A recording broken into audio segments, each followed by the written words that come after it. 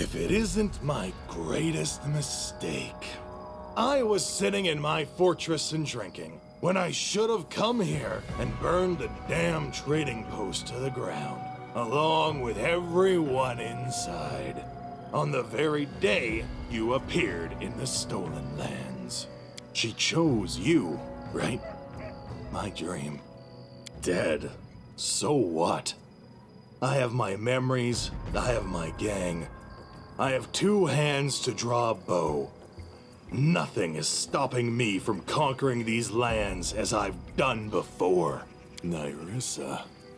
I didn't even know her name. She'd come to me in dreams, and I only knew her as my dream. She did. So what?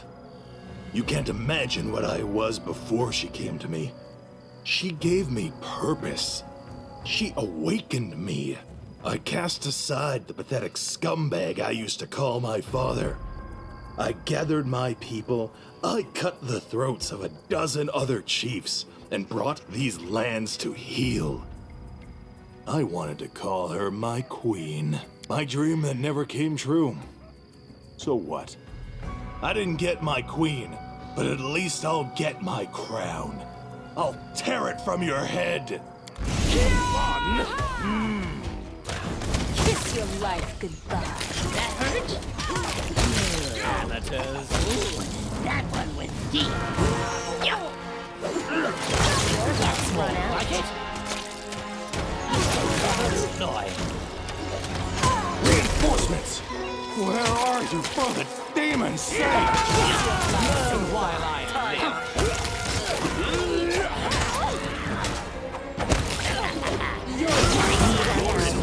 Look like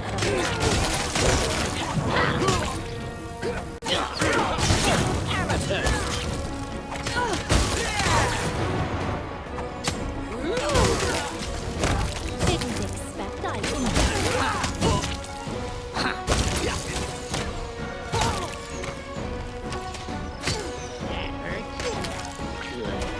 You feel that?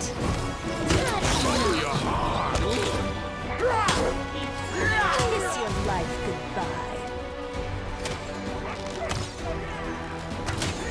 Your love's run out. You think that hurts?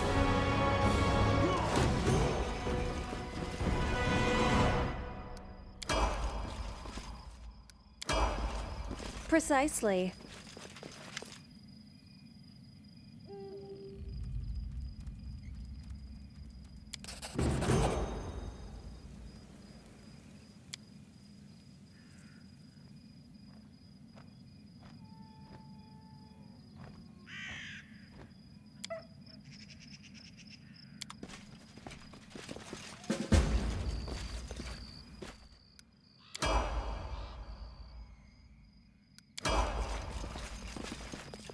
That's easy.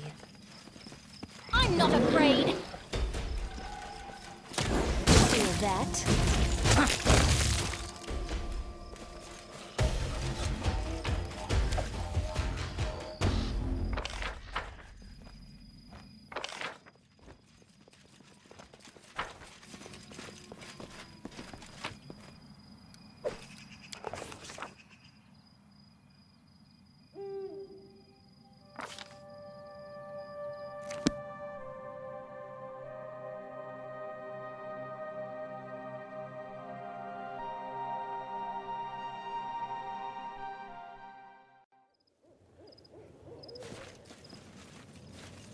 The way seems clear. We'll do it the hard way.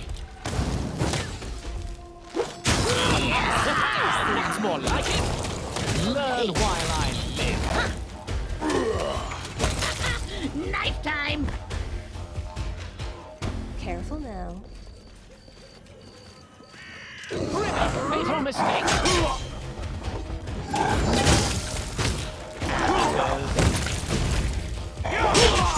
See what your entrails look like. Learn while I live. Roadblocks run out. Quiet footsteps. not used to lighting enemies on fire first. See what your entrails look like.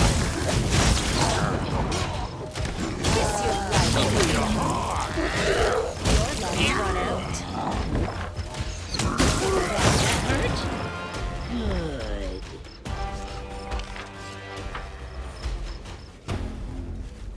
Precisely. They should have known better. Kiss your life goodbye. Your luck's run out. That one went deep.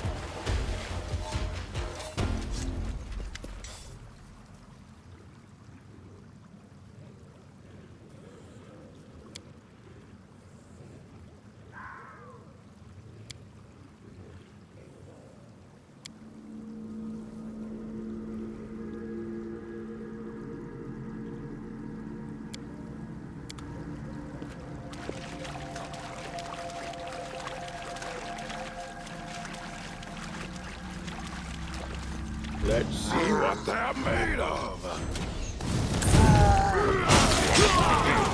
You feel that? Kiss your life goodbye. Your luck's run out. Can someone help me?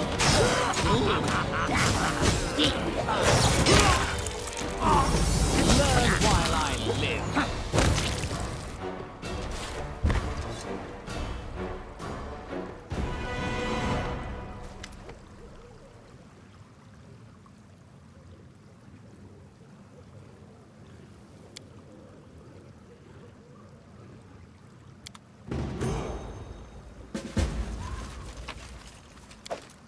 That's easy.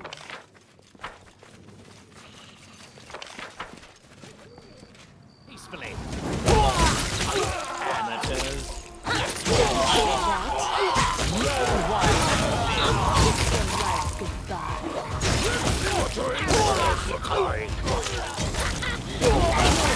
Run out. Seems clear.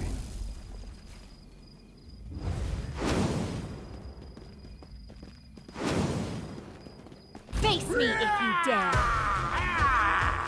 Feel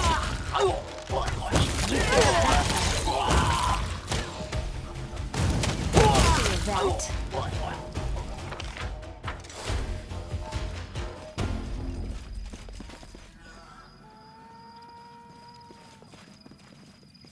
Enjoy your final moments. That's more like it.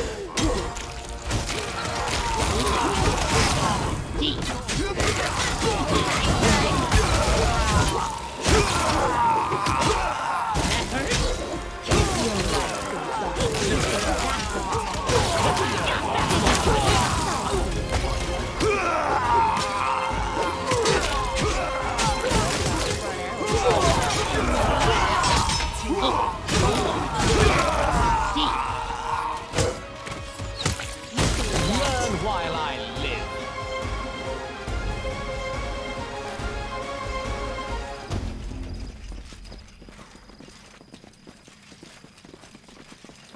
Thank you for your help. cannot lie, we desperately needed it. I fought people and monsters alike, but none of us were ready for an endless horde of phantoms. Her Highness always comes in exactly when needed. Not a minute early, not a minute late. I heard reports that something strange and frightening is happening in your lands. I gathered my best troops and came to your aid. Alas, we became lost in that sorcerous mist, and then those shadows came out of it. Praise the gods, we stumbled upon Sir Tova's army, which was also coming to your aid. Yes, it was an unexpected but pleasant encounter. A joy, in fact, to see familiar faces here, in the midst of witchery and evil spirits. Even combining our forces, we had little chance of holding the line for long. Luckily, a guiding light soon glimmered through the mist, and then you appeared. Really? So you don't know what is going on in your lands? We were hoping you could tell us.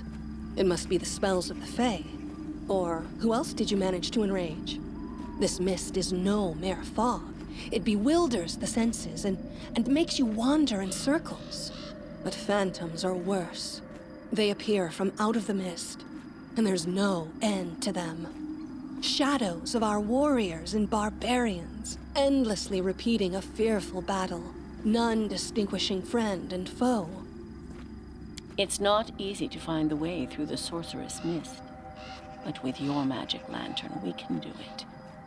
Go, and we will follow. Until then, I can't deny it. This mist had me worried. But now I see you have the situation in hand. I'm sure that together we will overcome this pestilence, whatever it is. Until then, Your Highness, I don't know what an extraordinary disaster you've brought upon your kingdom, but I see now that you are entirely capable of handling it, especially with our help. To victory!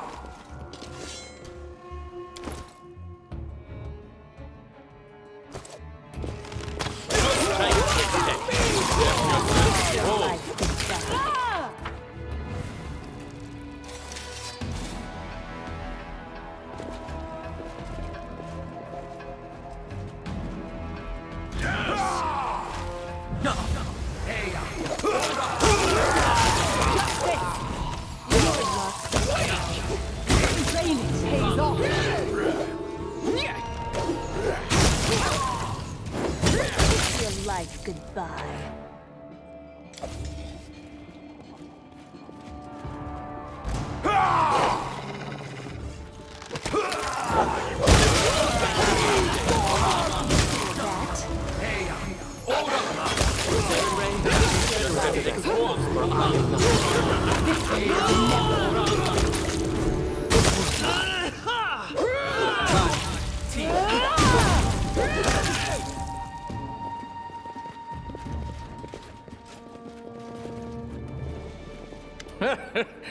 There you are, of course. After all, you couldn't miss it. A mimic cannot exist without a model, nor a villain without a hero. You don't have your own journey or your own story, for you are merely a chapter in my epic. Without me, you simply do not exist. Do you remember when we last met, you said you'd rule my lands? For the good of your subjects, wisely and fairly? So what? Did your ruling bring your subjects much good? Are they satisfied? Are they happy now? Is the toady fairy happy? Is your governor happy who turned into my footrest? Really? Why do I waste words on someone who will never understand? Gorum! No strike wasted. That's just small. Time for surrender.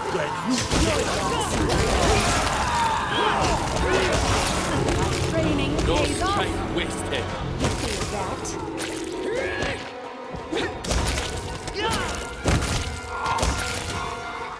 If yourself exposed. Life goodbye. life's run out. Feel that?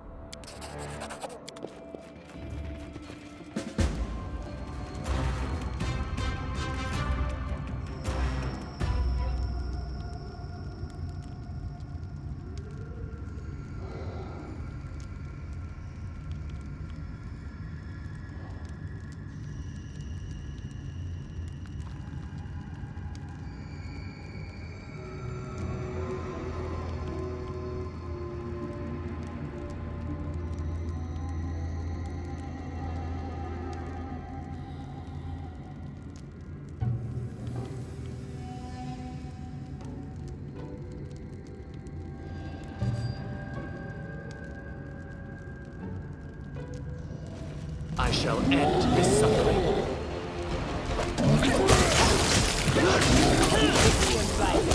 Time for surrender. No. Your luck's run out.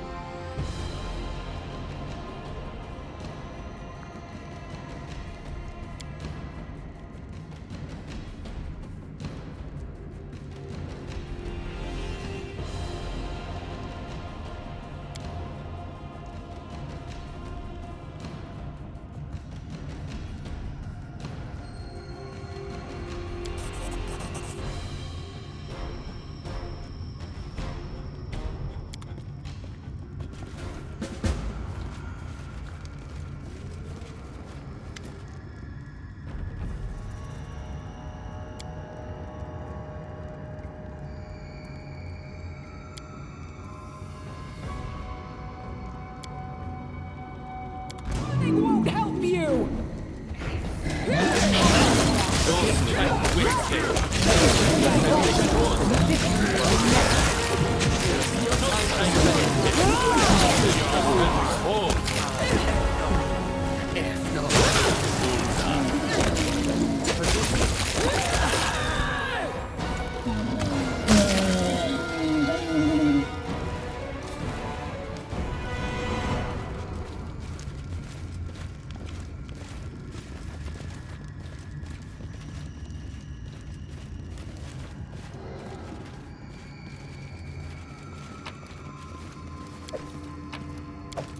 Precisely.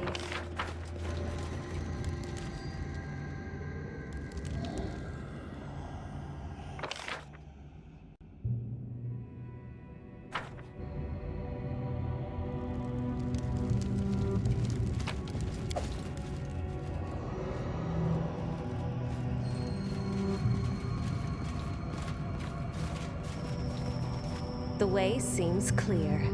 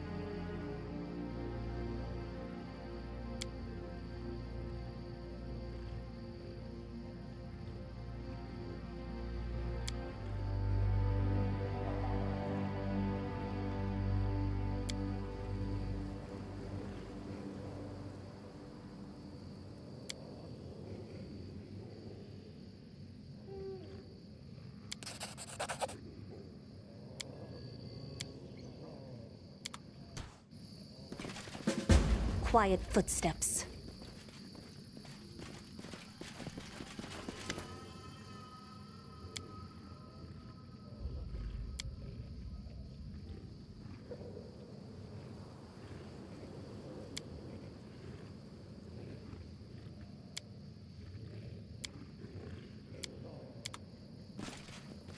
Time to rob them of their treasures. Kiss your life goodbye. Kiss your life goodbye.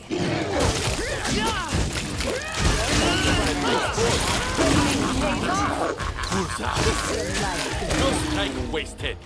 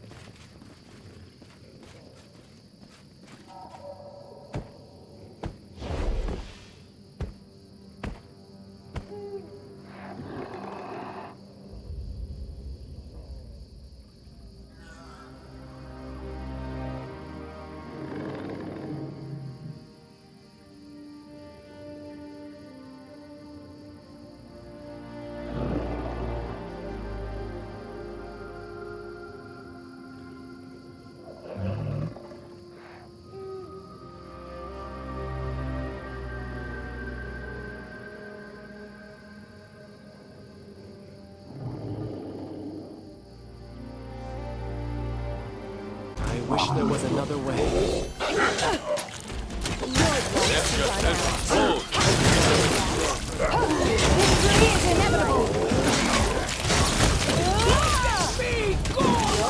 No strike wasted.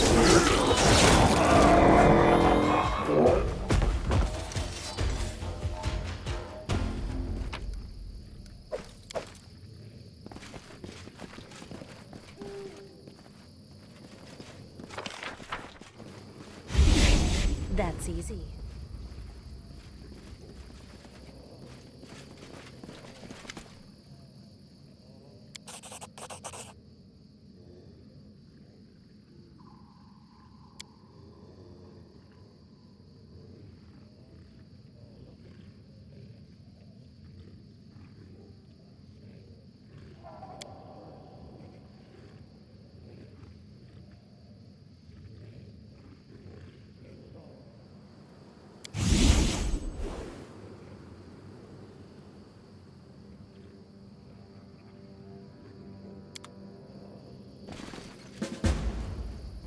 Now, the beginning of the hunt. Get yourself exposed. Feel that?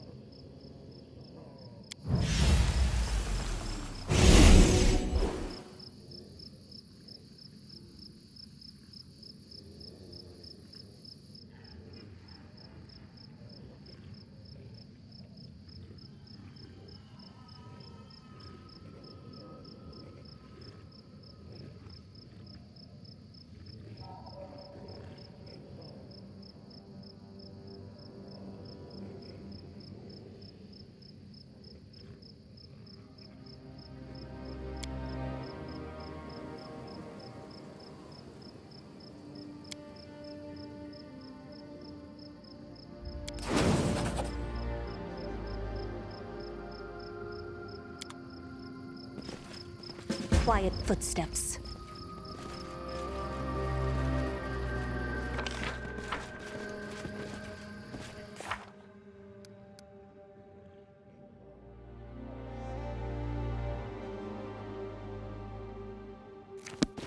The way seems clear.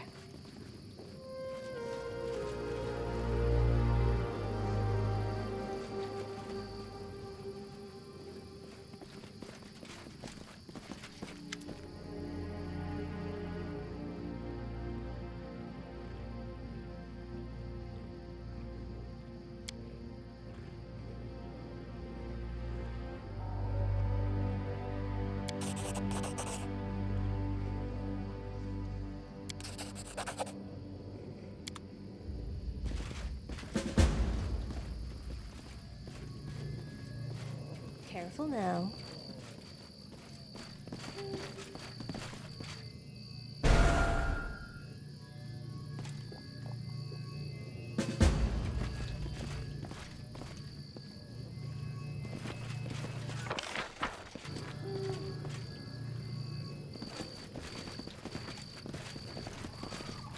Quiet footsteps.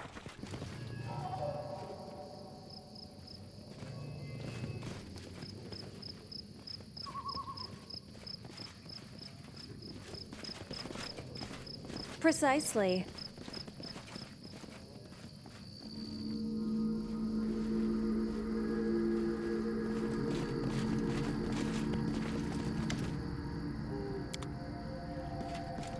Forgive me for leaving you there in the city. I was afraid the Lantern King would take me by force. When I finally began to discover the thread you pointed me towards, how to fight a bird. I recognize it. The songbirds of the Thousand Breaths were once famous throughout the entire First World. I haven't heard them sing for such a long time. Fly and sing. Light your wings, fly and sing. Well, children, did you like this little journey? The poisoned pond becomes clear and sparkling. The bones turn into a songbird. We look to the past to see the future. But let us not waste time. You've planned something very daring. To turn his curse against our self-confident brother, the Lantern King. But we eldest have been cursed more than once, and more than 1,000 times. And, as you see, we are untroubled and unconvinced. We shall tell you this. Most who stumble and fall are entirely sure of themselves the instant before. Thus, we tell you, if you wish to curse an eldest, do it the moment he falls, the instant that he's lost his footing, and before he regains his balance. The surest moment for this is when the Lantern King is defeated in battle. No one is invincible, children. I know it sounds a bit too simple. Defeat a god, then curse him while he's baffled about how you managed to do it. Nonetheless, it's possible. Not to kill an eldest once and for all, but to defeat him for a moment. Most importantly, don't develop a taste for it. Besting one eldest is enough for a lifetime. We near our purpose. I want to believe all this wasn't in vain. Our mission here is over. But before we go, I'd like to talk in private. Will you spare some time for me? The words of the eldest may seem whimsical or even senseless, but I think I understood them. I've been cursed for 1,000 years, and my memory of it is like a stinging poison. It hurts, but it also allows me to see what was hidden. I feel the bond between us and the Lantern King like it's a real thing. He thinks it's harness and reins for misbehaving horses. But I see it as a double-edged sword. And if we manage to get close enough and defeat him as Shika said, then we will turn this blade against the one who created it. Over the ages that passed since the curse was placed upon my shoulders, I've almost forgotten how it feels. To fear for someone other than myself. The first spring flowers that break through the icy earth and frigid snow. They always have the hardest time. The suffering of their journey and bravery of their aspiration. That's what I feel. Will we survive what the future holds? Will we survive it together? Then let's not wait for tomorrow. Let us seize the moment, the final hour before the storm. Let's share it together, and everything that awaits us.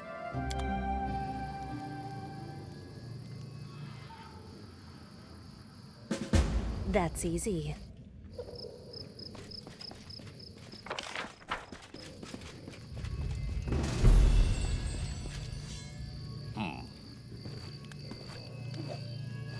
The way seems clear.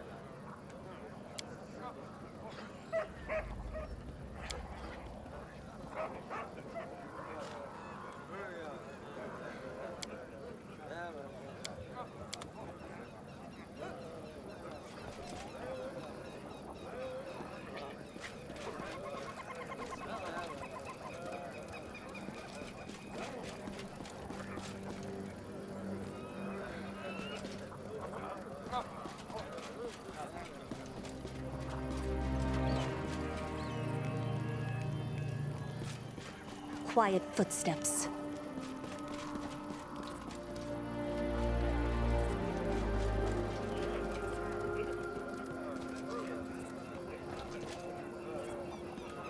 Careful now.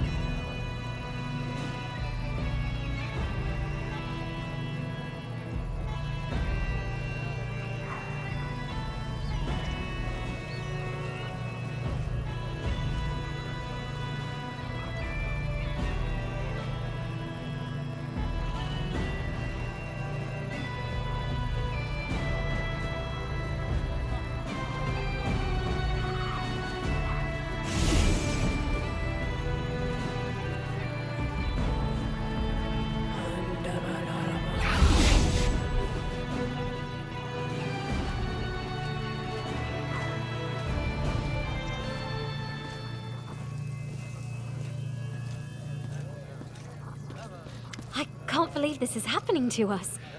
I didn't think I would be among the heroes from a legend, but here we are. I only hope this legend has a good ending. I wanted to be firm and pretend I'm not moved at all, but of course it's not true. I'm also very happy I met you. And that you don't mind my company. I'm just worried about you. And I'm sad about Lindsay. It feels better to think that she stayed with us no matter what. But I miss some of the little things, like talking to her in the morning, when we both just crawled out of our tents, still sleepy. Lindsay, if you can hear us now, please know that I miss you terribly, you little chatterbox. But let's look ahead for the moment. I don't wish to distract you with my worries. I'm ready for battle like never before. And Reg, never mind. I promised myself I'd be strong, and I will be. For like never before. If I need to defeat a deity to save you from a curse, then I'll do it. Hey, Chief! How you feeling? Some fight. I'm already thinking about the toast for the celebration feast.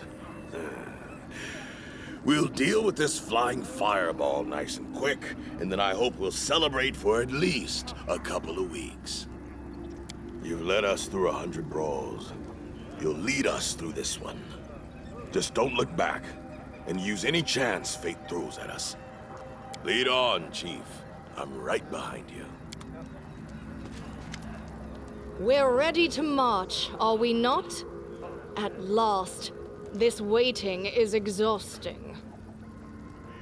It's not the first time I've heard someone praise my skills, but hearing it from you is especially enjoyable. You are an excellent leader. I hope you know that's not flattery. I don't flatter, and I'm no good at it. It's just a sign of respect, from one worthy companion to another. I know the wrath and mercy of true deities. The games of the First World Pretender don't scare me. And yes, you are absolutely right about me. However, I value justified risk and mutually beneficial alliance. No serious goals can be achieved without them. Point me to the goal. I'll handle the rest, one way or another. We were just getting ready for our last great battle, and now we're doing it again. It's a good thing I decided to follow you back here at Aldori's. You definitely know how to have fun, Chief. Oh, no. I'm not ready. Wait, I need to polish my sword and tie some ribbons to my belt. Then I'll be ready for battle. I do. You're a good chief, and our tribe is all right, and we've been through a lot of good fights. Don't think I'm sucking up or something. It's just that I live like I want now, and that makes me sing inside. Right. Go on, Chief. Give the order. The curse didn't break you. Good. But we must hurry. This madness must be stopped once and for all. Words of a worthy leader are better reward than honors and gold. We've come a long way. May the ones ahead be longer and lighter. No, we are going to fight for our home, for the laughter of children yet to be born. That evil outsider god fights only for his pride. He cannot win. Lead. I will follow.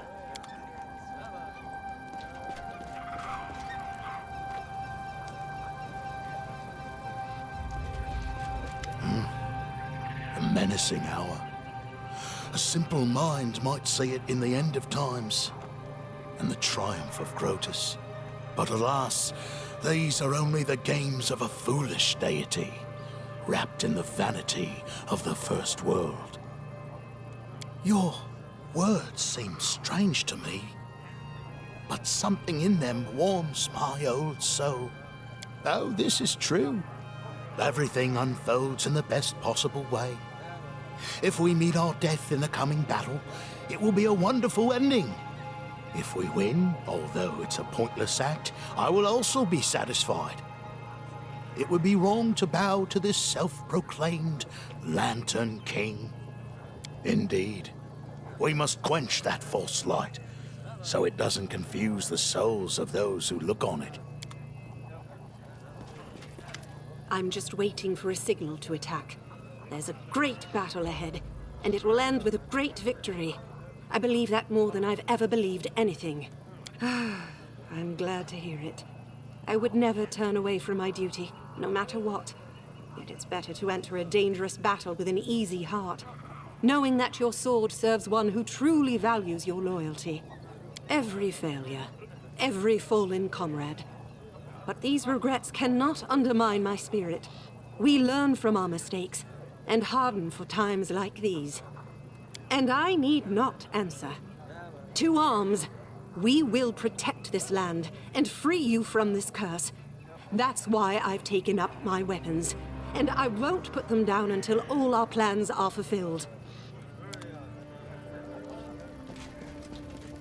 This is a crazy road, all way to end.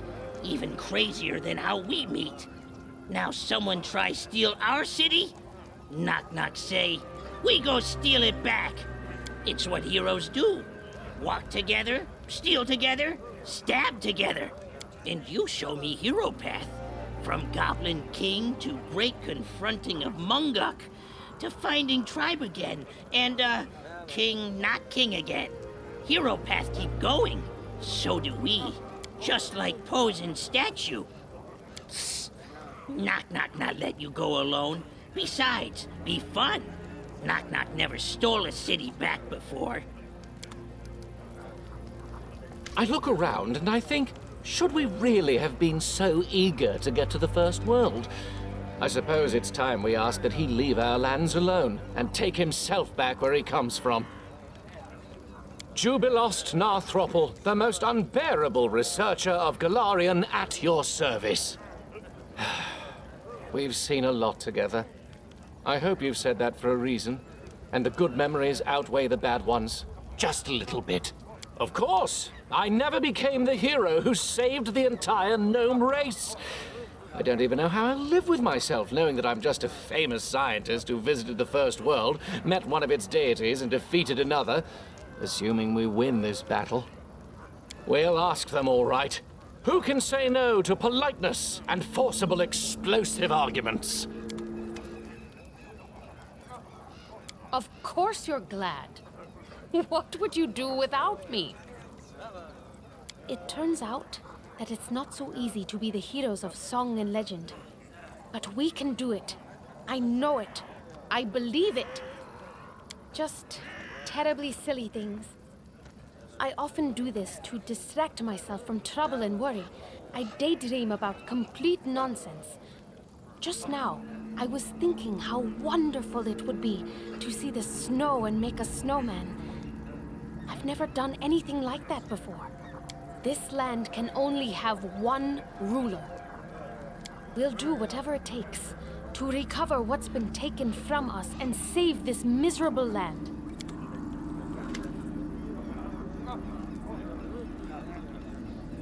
This land can... We'll do whatever...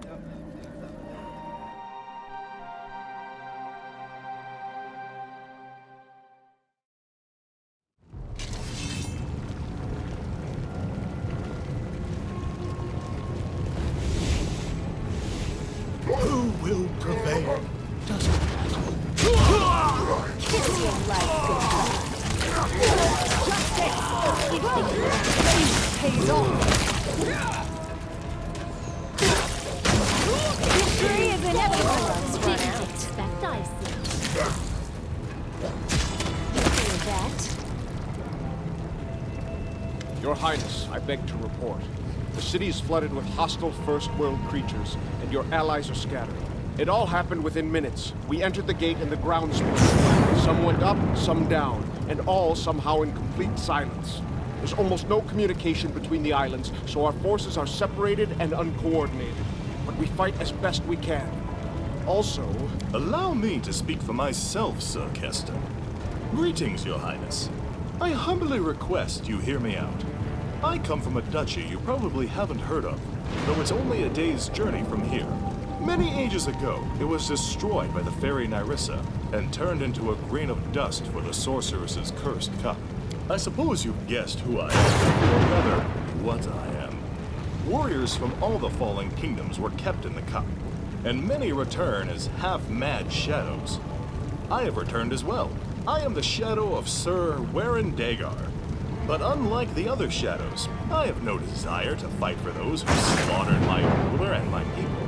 If you'd allow me, I would help you in your noble cause as best I can.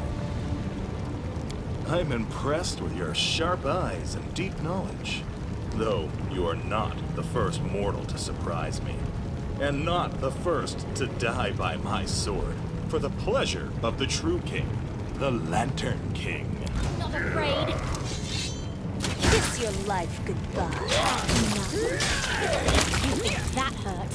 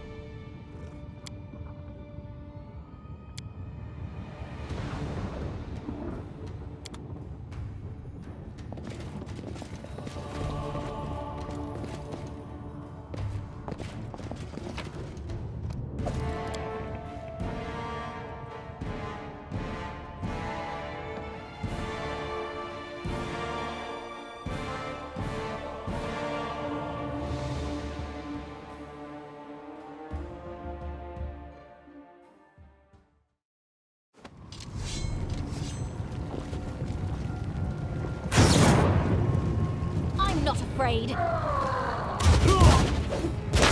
Kiss your life. Your luck's run out. Victory.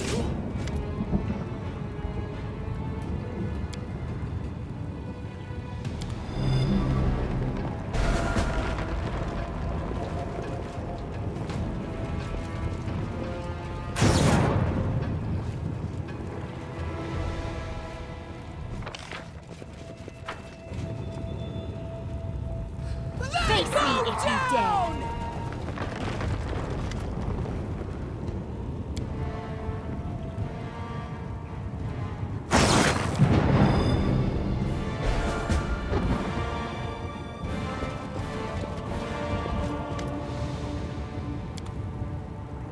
Quiet footsteps.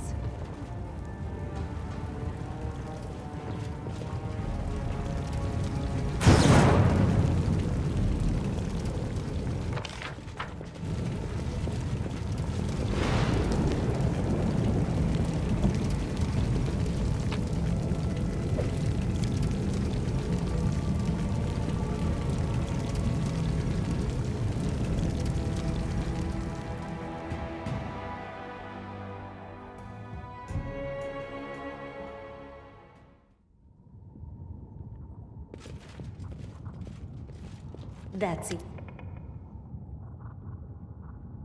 My spring. Greetings, eldest. Do you hear the distant thunder? The time has come. The time to settle everything once and for all. Words, words. How little value we attach to them, and how much they truly mean. But I've grown tired of words and prophecies. I will no longer predict chaos and death. Instead, I will show them to you, myself. Oh yes, the time has come! The time of fate and curses! Time for fun?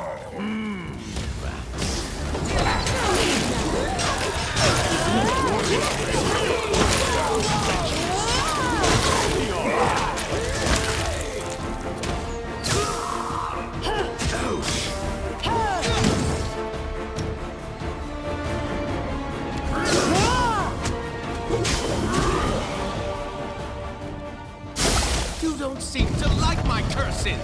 Maybe you like my jokes better?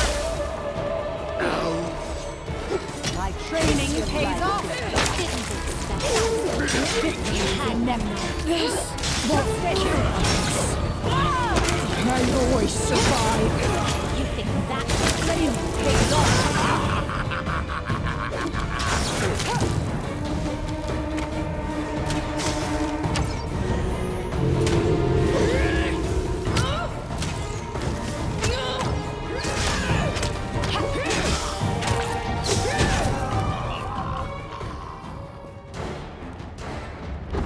The time for laughter has passed. It's the hour of hunting and chaos. Your luck's run out. I'm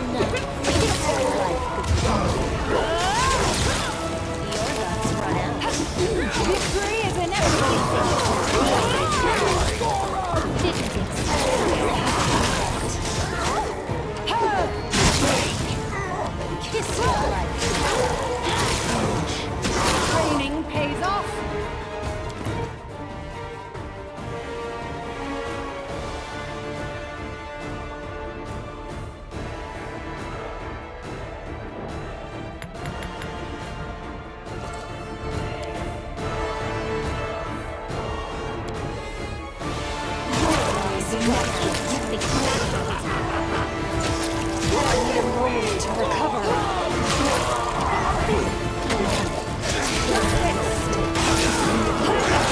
Labor pays off.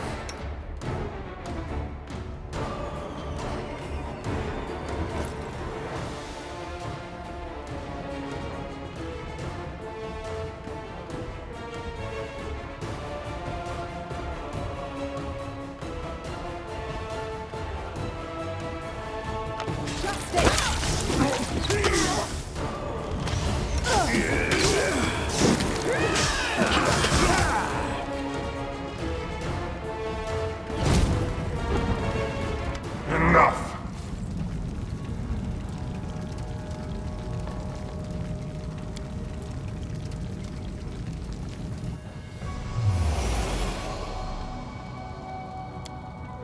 The time for masks is over. You risk challenging an eldest, and I accept the challenge. You will fight not a mere embodiment, but my true essence. This is my essence.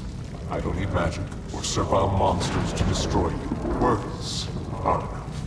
Yes, words. I once told you, words spoken in the right time and place possess the power of the storm.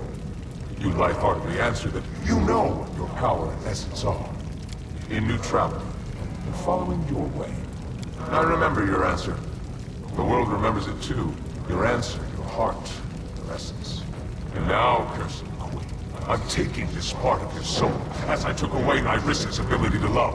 What you called your essence is yours no more.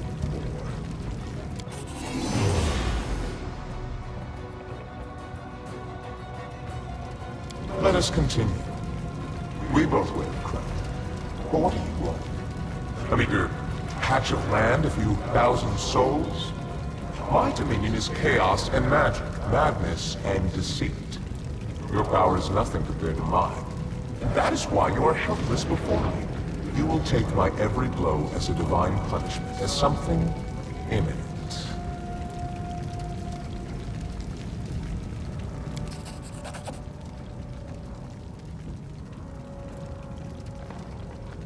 I'm curious what you think of me, cursed queen.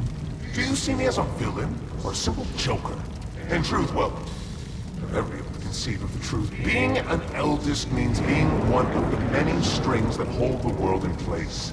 Being an eldest means being such a vast and self-sufficient value that one's equals become strangers and one's inferiors are entirely insignificant. I am an eldest. Laughter, guile, transformation, that's what I am. Being what I am, I will let you feel a modicum of my loneliness. I will take away your pillar of strength.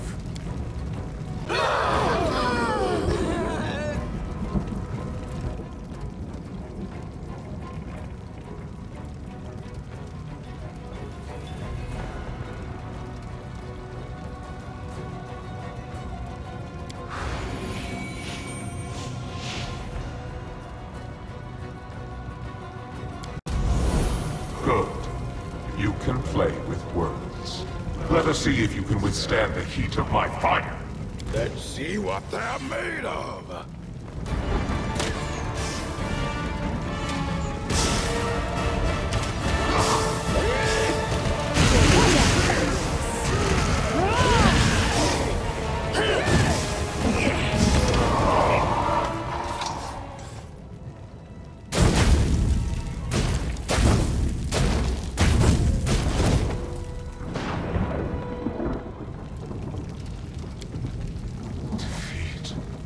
What a refreshing feeling. I don't remember sensing it for thousands of millennia. But what's next? How will you end this story? Listen, I know it could end. Elegant and refined.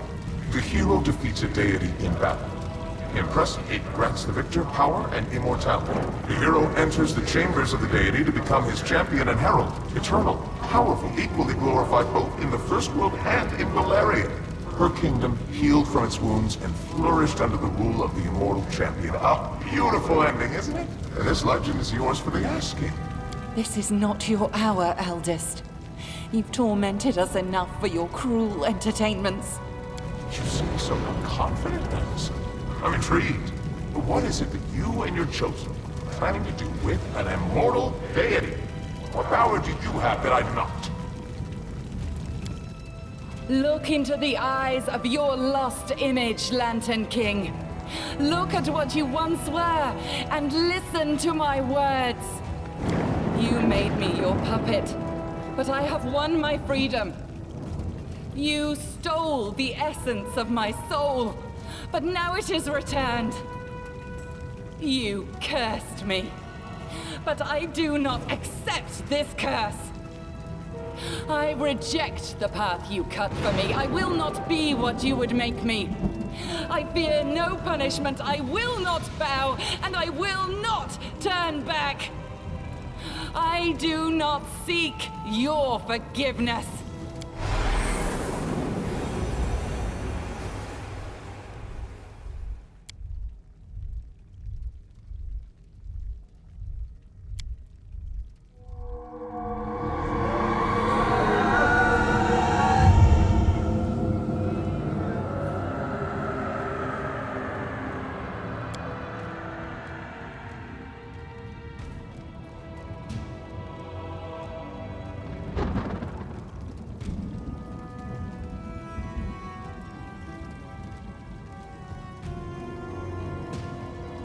How strong is your belief in the order of things, how?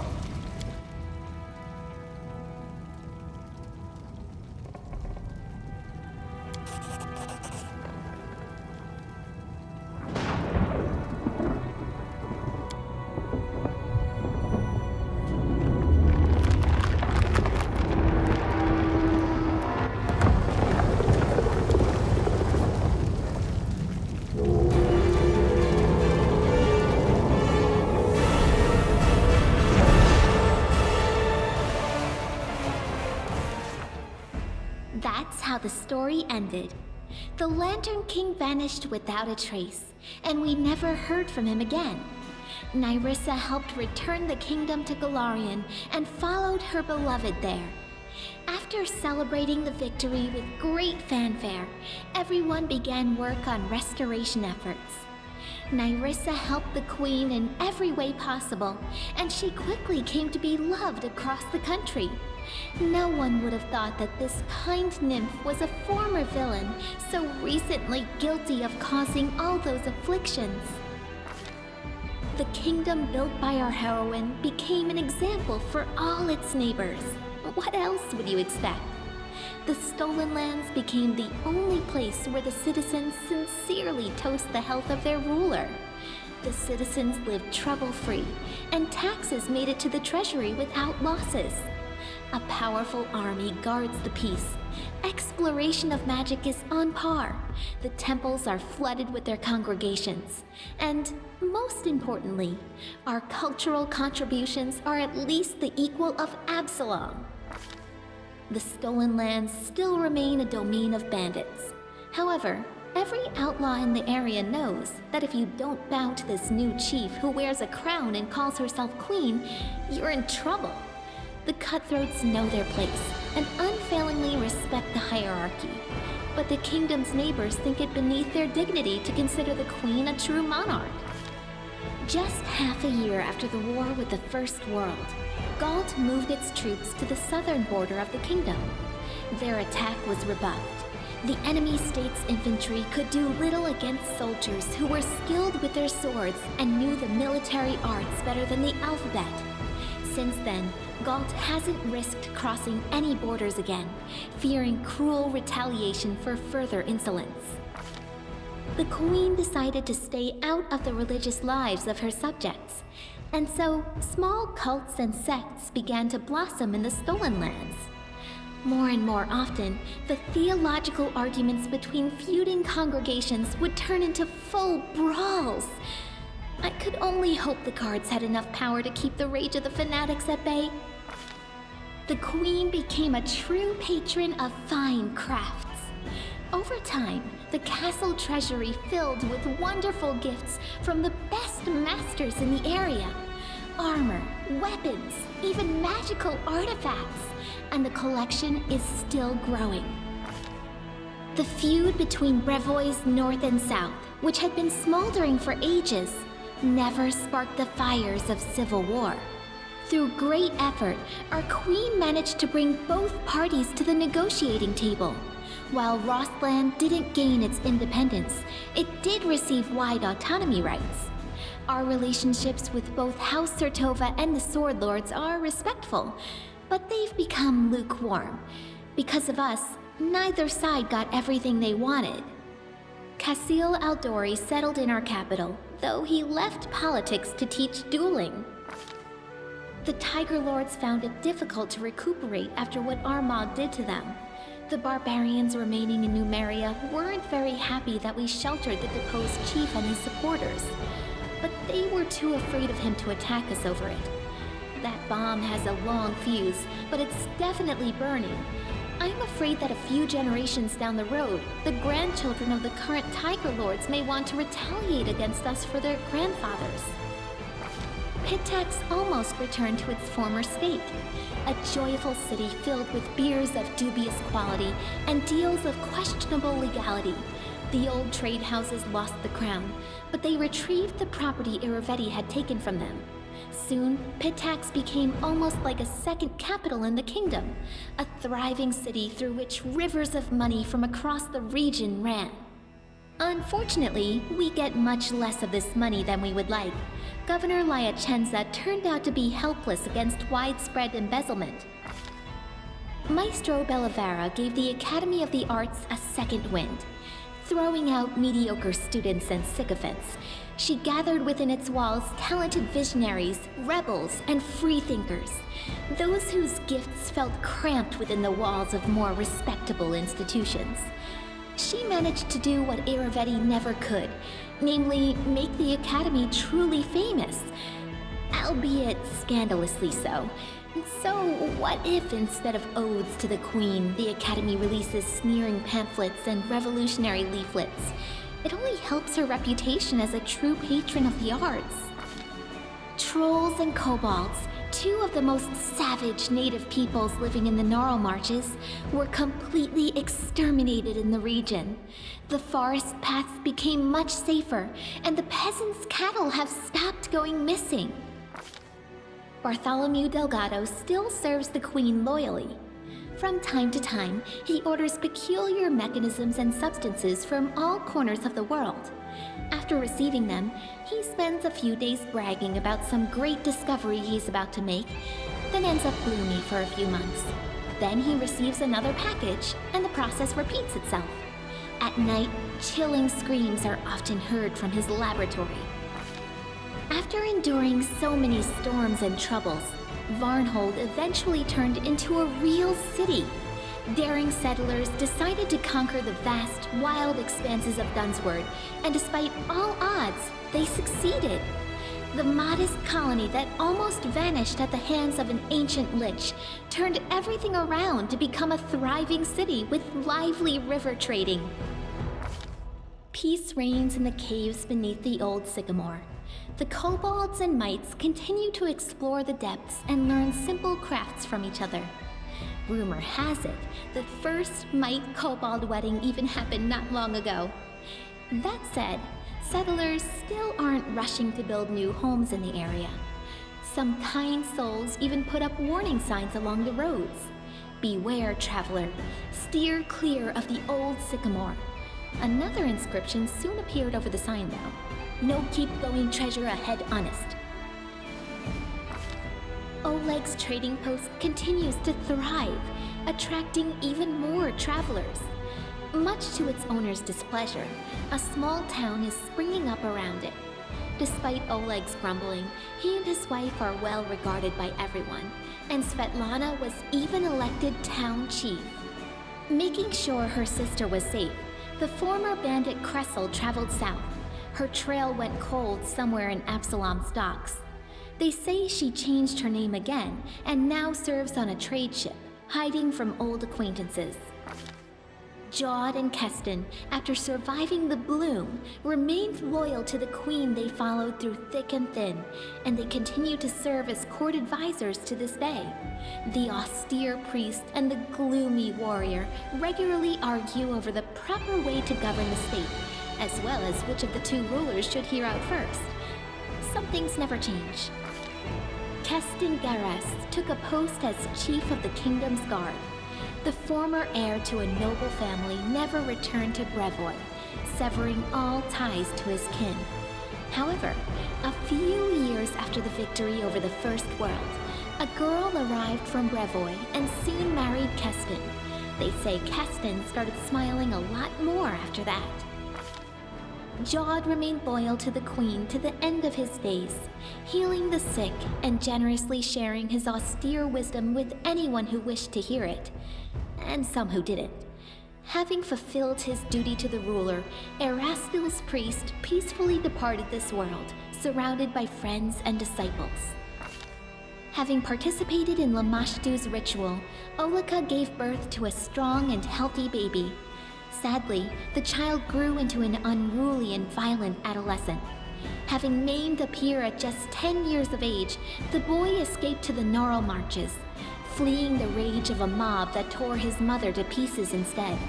No one knows what happened to the lad, but legends of Lamashtu's child, who sometimes kills lost travelers and sometimes leads them to safety, are passed on by word of mouth throughout the area. Breinhart became a loyal ally and trade partner of the kingdom, and Darwin himself had been seen as a frequent guest in the capital. The elegant monarch of the neighboring kingdom has broken many hearts at court.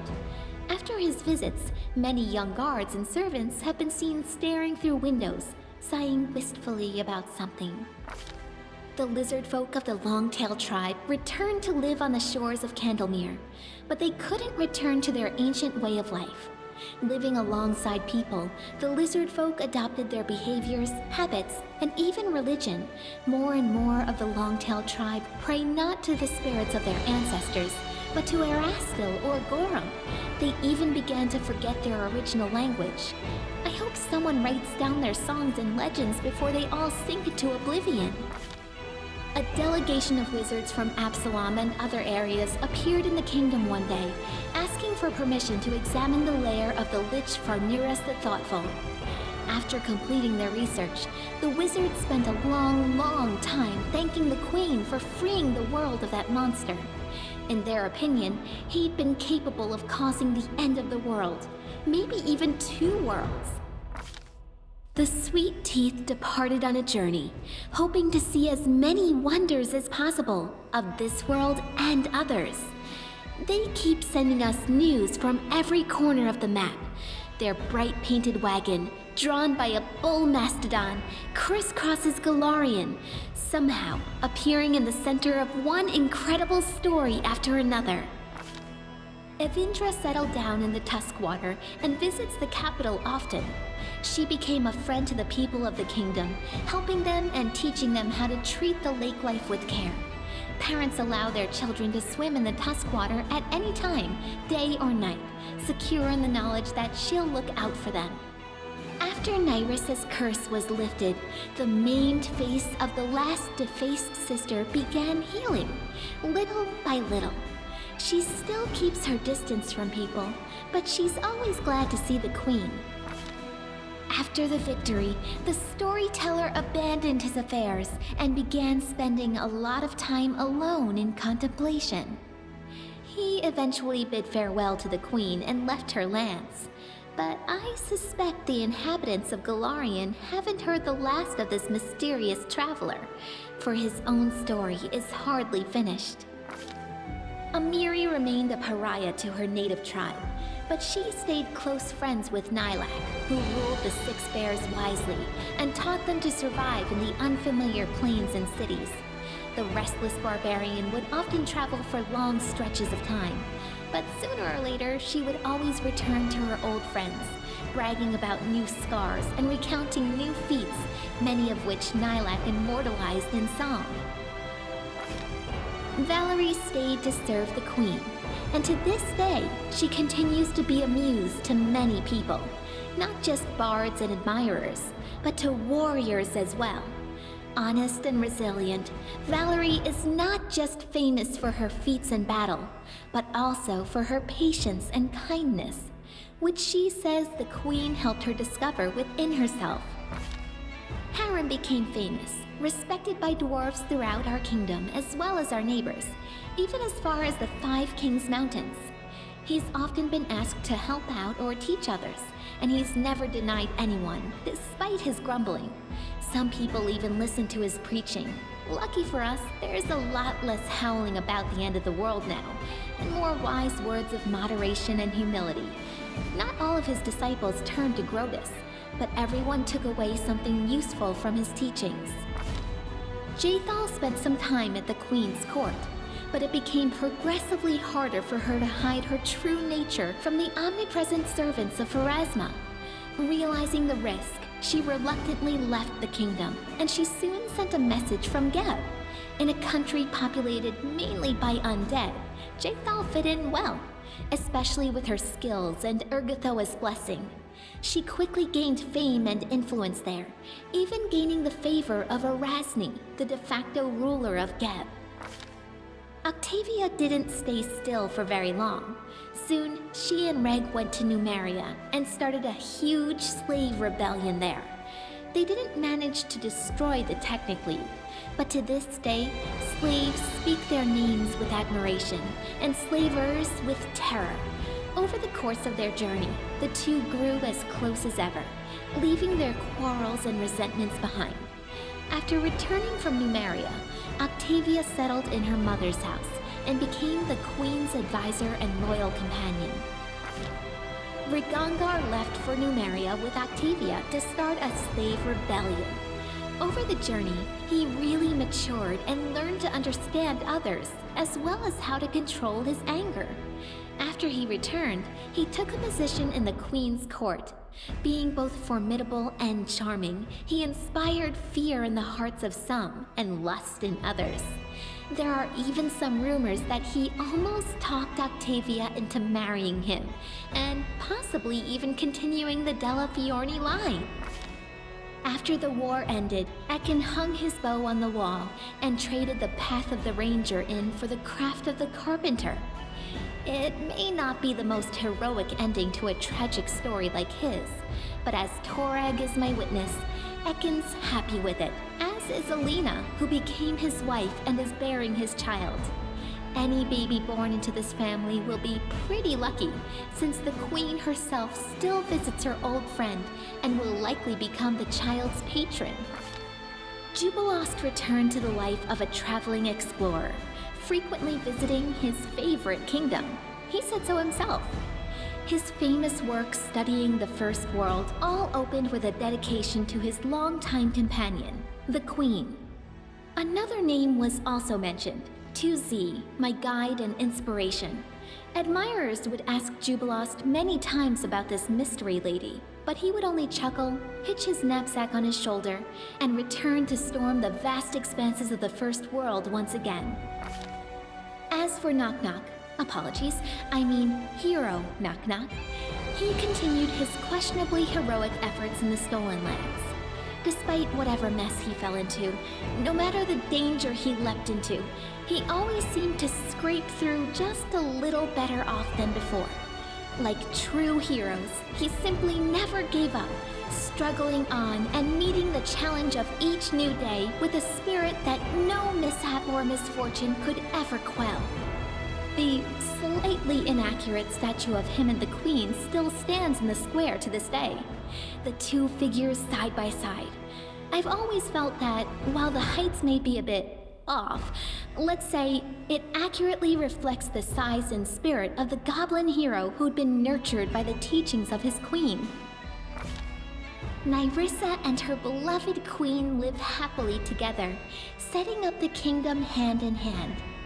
Their union somehow linked the unruliness of the First World with the order of material plane. Nyrissa managed to bring forth the daring vision for which she had once been cursed, the creation of her dream country. Our kingdom is now a flourishing land, taking the best of both wild nature and structured civilization. And our capital is an amazing garden city, which visitors from all over Golarion come to see.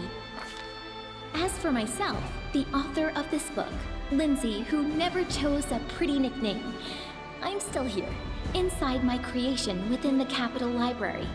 I live just like I always dreamed, surrounded by people and books. And not a day goes by without someone turning my pages. My story inspired many others to take up the quill. My readers have written many fierce books, articles, and pamphlets, flinging truth in the faces of tyrants. What more could I dream of? I hope, oh honored reader, that this story offered you some daring ideas. Or at least some entertainment. In any case, it's time to set the final period.